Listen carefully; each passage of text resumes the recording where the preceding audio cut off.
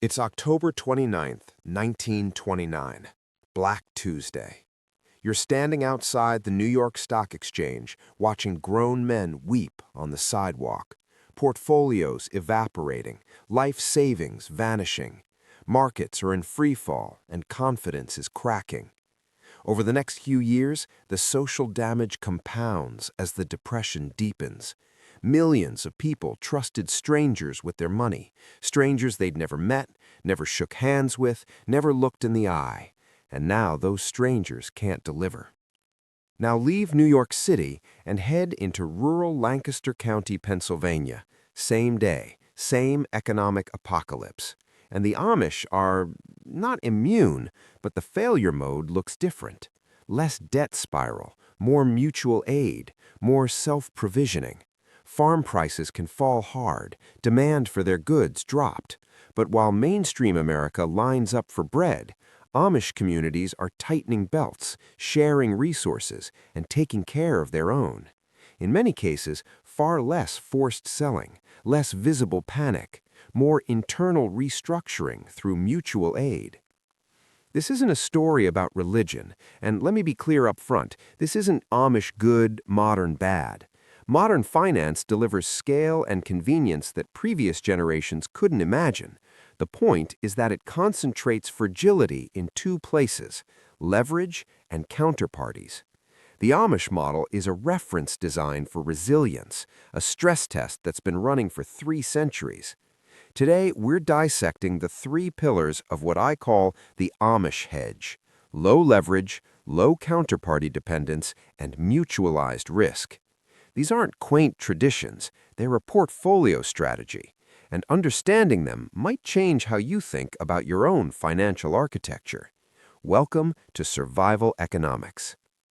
To understand why the modern financial system is so fragile, go back to 1694. That's when the Bank of England opened for business, and humanity accelerated a fateful shift, trusting strangers with our money at scale. Before this, your wealth was tangible: land, livestock, tools, skills. If you needed a loan, you asked your neighbor, and they said yes because they knew your character. They'd watched you work your fields. They'd see you at church on Sunday if you didn't pay them back, and they'd tell everyone. The collateral wasn't just assets, it was reputation, shame, community standing. Over time, banking shifted from warehousing wealth to issuing promises and expanding credit. Suddenly, your money wasn't sitting in a vault. It was being lent out to people you'd never meet, invested in ventures you'd never see, multiplied through instruments you couldn't pronounce. Your wealth became a number on a ledger, a promise from a stranger. Convenient, efficient, scalable beyond anything local trust could achieve. And when a system is built on leverage and promises, the only thing holding it together is confidence in counterparties. Confidence is a funny thing. It compounds on the way up and collapses on the way down. For a while, it worked beautifully. This system helped finance industrial expansion, global trade, and unprecedented prosperity. But there was a flaw nobody wanted to discuss. The entire edifice depended on strangers keeping their promises, bankers you'd never meet, CEOs whose faces you'd never see, politicians whose hands you'd never shake. The Amish never made that trade. They looked at the banking system and said, no thanks. That's not quaint. That's a resilience strategy stress-tested across generations. Let's talk about Pillar 1, low leverage. Meet David. He's 34, works in software in Austin, and on paper, he's doing great. 6-figure salary, nice apartment, new car, investment portfolio. His LinkedIn says he's crushing it. But here's what David actually owns: nothing. His apartment is rented. His car has 4 years of payments left. His portfolio is margin leveraged. If he loses his job tomorrow, the whole thing unravels fast, in a matter of months. Now meet Eli. He's 34, lives in Holmes County, Ohio, and he's Amish. Eli makes maybe $40,000 a year selling furniture. No LinkedIn, no retirement account optimized for tax efficiency. But Eli owns his house outright, built it himself with 30 neighbors over 2 weekends, owns his workshop, owns his tools, has no debt of any kind. If the economy collapses tomorrow, Eli still has a roof, still has a trade, still has customers who pay cash. His cost of living is a fraction of David's because he doesn't service debt every month. Household debt in America is now measured in tens of trillions, spread across mortgages, car loans, student loans, and credit cards. That's not wealth, that's leverage. And leverage works great until it doesn't. When things go well, leverage amplifies your gains. When things go wrong, it amplifies your losses. And things eventually go wrong. They always do. The Amish rejection of debt isn't moral prudishness, it's risk management. When you owe money to strangers, those strangers own a piece of your future labor. They own your optionality. Every dollar of debt is a claim against your future self, held by an institution whose incentives aren't aligned with your well-being. True wealth isn't your net worth on a spreadsheet. It's your resilience. It's how many months you can survive if every system fails. For a lot of people in David's position, the runway is measured in a few months. Eli's runway is far longer. If you don't run your life on mortgages and consumer debt, the foreclosure trap doesn't exist in the same way. Do the math on your own life. Pillar 2. Low counterparty dependence. There's a concept in finance called counterparty risk. It's the risk that whoever owes you money won't pay up. Your bank could fail. Your broker could collapse. The company whose stock you own could go bankrupt. Entire industries exist to manage this risk. The Amish dramatically reduce it, not through financial engineering, but through skills and tangible assets. Meet Sarah. She's 42, lives in suburban Phoenix, and has a master's in marketing. She's good at her job, respected in her field, commands a solid salary. In a prolonged grid outage, her market value collapses relative to practical producers. She can't grow food, can't build shelter, can't make clothes, can't fix an engine beyond applying a bandage. Her entire economic value exists primarily within a functioning technological civilization with electricity, internet, global supply chains, and companies that need marketing departments. Now meet Rebecca. She's 42, lives in Indiana, and never finished 8th grade. On paper, uneducated. Rebecca can preserve food for a year without refrigeration, can assist with childbirth and basic care, can make soap, candles, and basic household remedies from plants in her backyard, can sew clothes that last decades, can butcher an animal and use every part, can keep a household running through a winter with no outside inputs. Here's the uncomfortable truth. In a systemic collapse, Rebecca's skills retain real value, while Sarah's don't. Skills that produce tangible necessities, food, shelter, clothing, health, are assets that don't depend on functioning markets, electronic clearing, or trust in strangers. They shift the risk surface away from counterparties and towards things you control. In many Amish communities, teenagers are trained in practical production and repair in a way most modern adults aren't, because their community understands a portfolio of skills and tangible assets reduces your dependence on promises from strangers. Let that sink in. If this is making you reconsider your life choices, hit subscribe. Let me know in the comments what's one skill you wish you had if everything collapsed tomorrow. Pillar 3. Mutualized risk. Here's where the Amish hedge gets really interesting. Let's talk about what happens when things go wrong. Meet Thomas.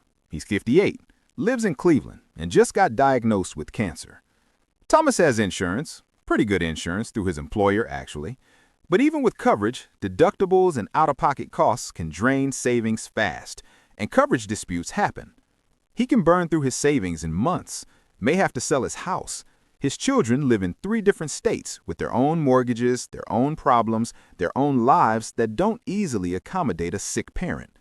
Thomas is facing this largely alone, navigating a healthcare system designed to extract maximum value from his suffering while minimizing its own costs. Now meet Jacob. He's 58, lives in Lancaster County. Same diagnosis, same cancer, same prognosis. Within days, the community mobilizes. They can raise large sums quickly. Not from GoFundMe, not from insurance that spent weeks denying claims, but from neighbors who show up with checks, because that's what you do. Bills are often negotiated and covered through mutual aid rather than commercial insurance. His farm will be maintained by rotating crews of young men while he recovers. His wife will never cook a meal for months. Other women in the community will handle that. This isn't charity. It's Amish mutual aid, insurance through community enforcement and reciprocity. Many Amish communities don't use commercial health insurance. What they have instead is a community where everyone is invested in everyone else's well-being because they know the favor will be returned. They rely on mutual aid and negotiated cash pay systems instead of commercial insurance, often working directly with hospitals to set prices. U.S. health spending hit $5.3 trillion in 2024, with administrative complexity widely cited as a major cost driver. The Amish sidestep much of that infrastructure with a simple principle: we take care of our own. This model has costs. You trade autonomy for community obligation. The social enforcement can be intense, but the resilience math is real. Let's talk about 2008. Lehman Brothers files for bankruptcy on September 15th. The global financial system freezes. Credit markets seize overnight. Models treated as state-of-the-art failed under correlated stress because they forgot one variable that couldn't be quantified. Strangers don't show up when things get bad. They run. They protect themselves. They disappear. Your bank doesn't care if you lose your house. Your broker doesn't care if your retirement evaporates. Decision makers are structurally insulated. Households aren't. Every relationship in modern finance is transactional, contingent, and disposable. The moment it becomes unprofitable to maintain, it disappears. The Amish often use English to mean non-Amish outsiders. During 2008, Amish communities faced economic pressure like everyone else. Furniture and construction trades took major hits. But when an Amish family struggles, the community restructures. Informal community financing, often interest-free, and labor sharing to stabilize households. They find work for the unemployed. They show up. Compare that to the major mortgage services, who executed wrongful foreclosures and paperwork failures at scale. The Department of Justice eventually settled cases over these abuses. The strangers will not save you. The strangers don't even know who you are. Here's the mathematical reality. In any system dependent on counterparty trust, you carry hidden risk that's hard to hedge. The only true hedge is relationships with people who cannot disappear, people who will see you at church, people whose children play with your children, people invested in your success because your success is their success. Practices vary by Amish community, but the pattern is consistent. Low leverage, high mutual aid, high practical competence. They didn't read Nassim Taleb. They just never forgot what modern economics is desperate to rediscover. We're 2/3 through. Coming up, how to actually build your own version of this without becoming Amish. If this is hitting different than your usual finance content, hit like. Question for the comments: do you know your neighbors' names? All of them. Be honest. So, where does this leave us? You're probably not joining an Amish community. Neither am I. But we can steal their homework. Future A, the local renaissance. You start building concentric circles of trust around the 3 pillars. For leverage, you reduce debt exposure where possible. Not because debt is evil, but because every dollar you owe is a claim someone else holds on your future. Lower leverage means more options when things go wrong. For counterparty dependence, you learn one thing that produces tangible value: gardening, basic repairs, food preservation, first aid, carpentry, sewing, anything that works when the power goes out. You don't need to become a master. You don't need to homestead. You need to become useful. You need one skill that someone would trade for if money stopped working, and you shift some assets from promises on ledgers to things that function offline: tools, land, knowledge that lives in your hands. For mutualized risk, you actually meet your neighbors, not through Nextdoor, not through a Facebook group, in person with your actual face. Trade favors. Show up when they need help moving or fixing something. Accept help when you need it. That's the hard part for most of us, the accepting part. Build the muscle of reciprocity that modernity has let atrophy. Find the farmer's market. Join a credit union instead of the mega bank. Find local businesses where the owner knows your name and will extend you credit in a crisis because they know you're good for it. This future is harder, slower, requires vulnerability and showing up, but it's anti-fragile. Every crisis makes it stronger because crises reveal who your real community is. Future B, the bunker. Keep optimizing for individual resilience. Portfolio diversification, gold coins, a bug-out bag, freeze-dried food, a fantasy of self-sufficiency that ignores the reality that humans survive through cooperation. This is the prepper fantasy, rugged individualism with a camo aesthetic. When the collapse comes, you'll discover your bunker full of supplies is worth less than one trustworthy neighbor with a useful skill. The Amish aren't survivalists, they're communitarians. The difference is everything. I know this was heavy. I just spent 20 minutes telling you that the financial system you depend on concentrates fragility in leverage and counterparties, and that most of us have no backup plan when those fail. That's not a comfortable thing to hear. But humans did fine for 10,000 years before modern banking. We built civilizations, raised families, created art and philosophy and everything we call culture, survived plagues and wars and famines and ice ages. We did it through what the Amish still practice: low leverage, tangible capability, and communities that don't disappear when times get hard. The Amish hedge isn't about rejecting modernity. It's about remembering what modernity forgot. Your net worth isn't the number on your brokerage statement. It's the number of people who would show up if you needed help, multiplied by the useful things you can do with your hands, multiplied by the trust you've built by showing up for others. That's the math that matters. That's the portfolio that can't crash. That's the only hedge that works when the strangers disappear. Start small. Reduce one debt this year. Learn one skill this month. Meet one neighbor this week. The system wants you atomized, dependent, trusting strangers. Every local relationship you build is a quiet act of rebellion. Hit like. It helps more than the algorithm deserves. See you in the next one.